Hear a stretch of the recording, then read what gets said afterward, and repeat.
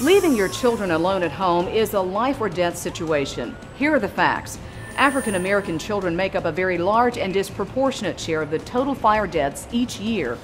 In 2004, a whopping 38% of home fire deaths were African American children. More than half of all child deaths happened to children under 5 years old. In 2006, children playing with fire started about 8,500 home fires. More than half of those fires were started in a bedroom. Hello, I'm Nancy Walters. If you have young children at home, this story is for you. It was a fire that didn't have to happen and a boy whose life could have been saved. Let's take a step back and introduce you to the Jones family, a loving family of 4. Mr. and Mrs. Jones work hard every day and had 2 beautiful children. Kara, their 4-year-old daughter, and Darren, their 3-year-old son, were nothing but smiles, laughs, and giggles. Everything changed, however, in a flash when Mrs. Jones darted out of the home to get a few last-second items for the dinner she was cooking. Unfortunately, tragedy struck. I covered this painful story just the other night. Take a look.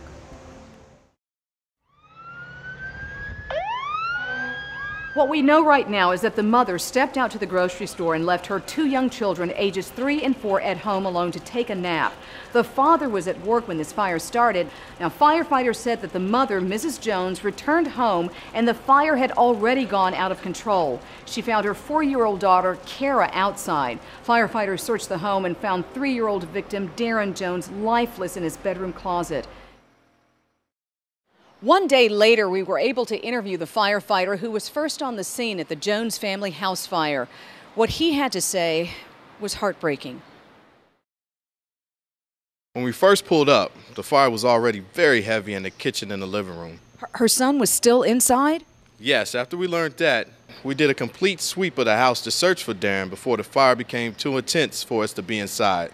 And tell me, what did you find when you did go inside? We found Darren. He apparently hid inside a bedroom closet. He wasn't breathing and his face was covered in soot. Such a sad situation that could have been prevented.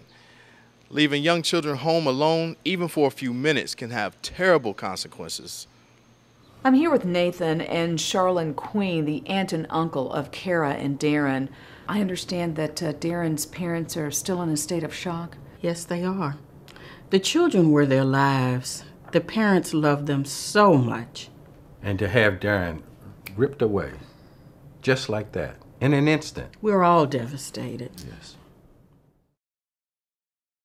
I am here with Fire Marshal Lewis, who was kind enough to come to my house with me to show me some very important things for parents as well as for caregivers of young children. Chief Lewis, so good to have you with us today. Thank you, Nancy. It's my pleasure to be here. All right, this is my kitchen. Tell me what I need to know.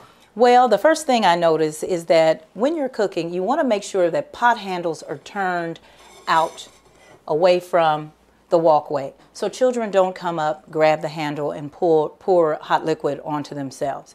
And then also I notice that you have your oven mitt on your stove. Always make sure that those are moved away so they don't catch on fire while you're cooking. And again, with small children, you want to make sure you have a kid-free zone where children will be made to stay back at least 3 feet so they don't get on the stove or burn themselves or knock over anything that you're cooking. All right, this is great information about the kitchen. Tell you what, let's head into the living room now. When I think of a living room, I think of an entrance and exit to the home. Every room should have 2 ways out. Make up an escape plan. Make sure that the children practice it as well, and you want to practice it monthly.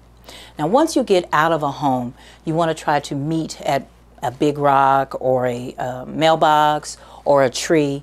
Designate that as your meeting area and never go back into a burning home.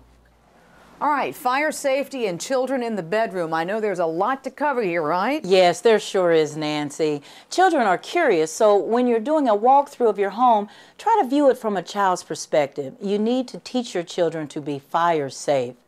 First, I'm looking at the candles and the matches that are here on the nightstand. Burning candles can be knocked over and they should never be left unattended. Children play with matches and lighters underneath beds or inside closets. That's just asking for a deadly house fire. You want to make sure you've locked those matches and lighters away. But teach children that if they find them, these items are 100% off limits and they're very dangerous.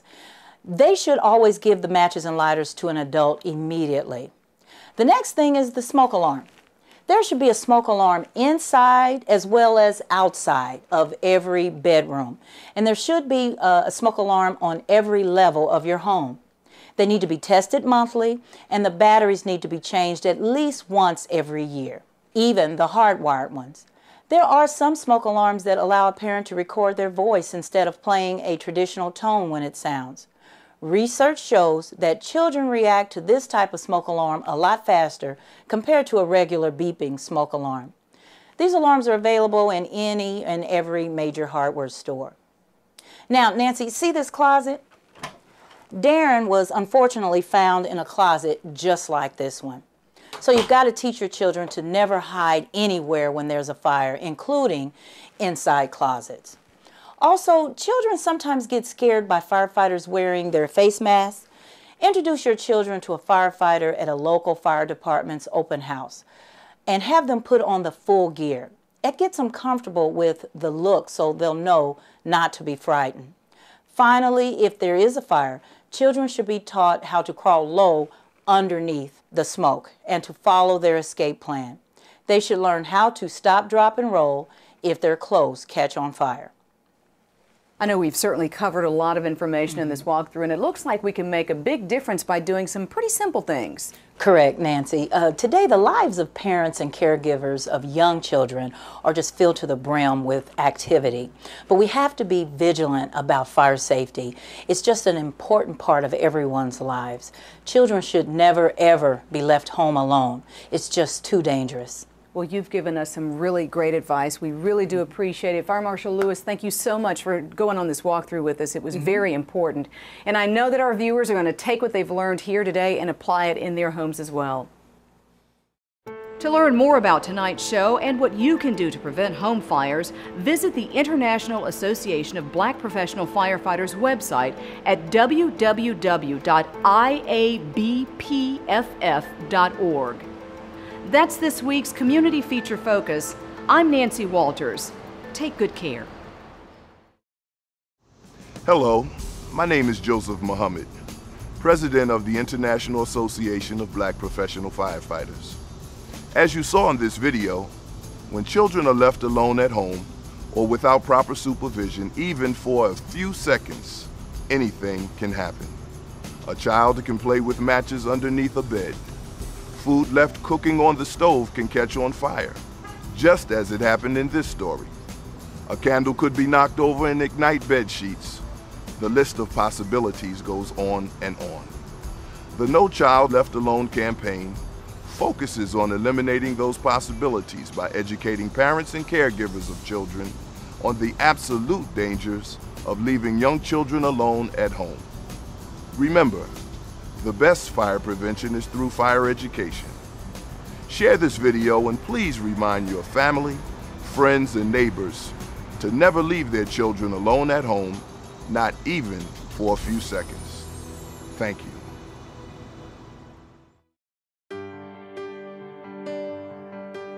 En promedio, el 23% de todas las personas hispanoparlantes fallecidas en los Estados Unidos desde 2003 al 2007 como consecuencia de incendios de hogares fueron niños hispanoparlantes menores de 5 años. La Asociación Nacional de Bomberos Hispanos se enorgullece de apoyar a la Asociación Internacional de Bomberos Profesionales Negros en su campaña de seguridad y divulgación sobre la seguridad de incendios. Ningún niño debe estar solo. Esta importante campaña busca educar a los padres y personas que cuidan a niños pequeños sobre los extremos peligros de dejar a sus niños solos en casa. Aunque sea por un periodo de tiempo corto, los niños menores de 5 años tienen una probabilidad casi 2,5 veces mayor de morir en un incendio en su casa, en comparación con la población en general. El riesgo de que un niño muera en un incendio nunca disminuye, por más corto que sea el tiempo que el niño se ha dejado en su casa. Y aquí algunas estadísticas contundentes. En 2006, 8.500 incendios de hogares fueron iniciados por niños que jugaban con fuego, Más de la mitad de los incendios cuando los niños juegan con fuego empiezan en un dormitorio. Más de la mitad de todas las muertes de niños ocurren en niños menores de 5 años. Lo más importante que hay que saber es que muchos de estos incendios y muertes de niños no tienen por qué ocurrir.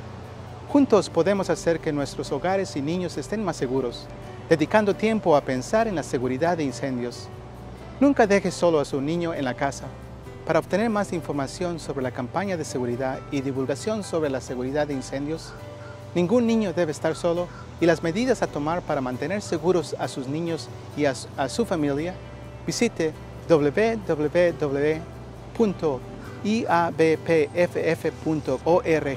o www.nahf.org.